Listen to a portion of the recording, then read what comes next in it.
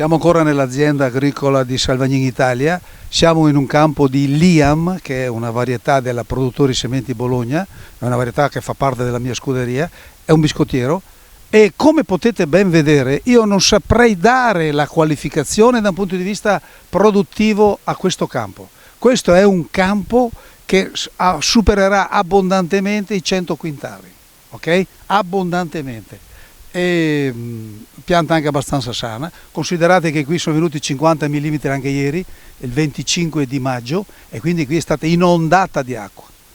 Anche in questo caso la varietà è stata seguita dall'amico Macagno Roberto, il quale anche in questo caso abbiamo usato 3 quintali ettaro di Organ Top, abbiamo usato un azoto liquido e quindi vedete anche l'omogeneità del prodotto, del grano in campo, che secondo me, e se anche secondo lui, che è lui che me l'ha segnalato, il liquido dà anche la capacità di portare una pianta omogenea alla raccolta.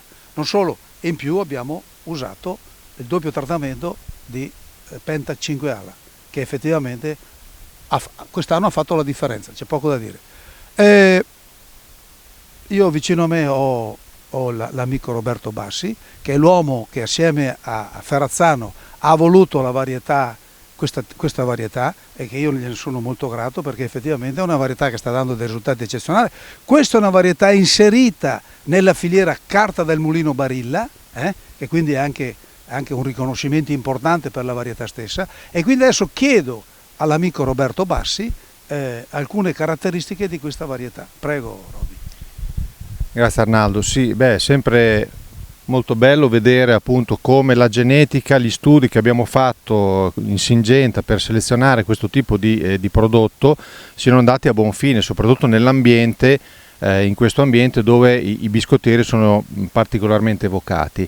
Liam nasce da una storia abbastanza importante di selezione dei migliori, diciamo, candidati biscottieri della genetica Syngenta, cercando di selezionare quelle che erano le caratteristiche positive dei biscottieri, quindi le caratteristiche molitorie più importanti che caratterizzassero l'esatto biscottiero di cui poi la filiera ha bisogno, ma anche selezionando e migliorando quelle che erano le caratteristiche agronomiche della varietà. Quindi sicuramente una grande produttività, grande capacità di accestimento, pianta estremamente sana, anche in una situazione come quest'anno appunto di pressione delle malattie piuttosto importante, e chiaramente una capacità produttiva in particolare estremamente elevata. Quindi i difetti che abbiamo cercato di evitare dei biscottieri con Liam sicuramente sono stati in qualche modo eliminati, perché il Liam è in grado di fare un peso ettolitrico molto elevato rispetto ai biscottieri, è in grado di avere una produttività superiore, è in grado di essere anche da un punto di vista fitosanitario estremamente facile da gestire per le aziende agricole, più alle caratteristiche molitorie assolutamente costanti e perfette per quel che riguarda la filiera. Una nota importante è anche il basso contenuto di asparagina, estremamente diciamo un elemento chiave per le produzioni particolari, baby food e comunque per tutte i prodotti biscottieri particolari.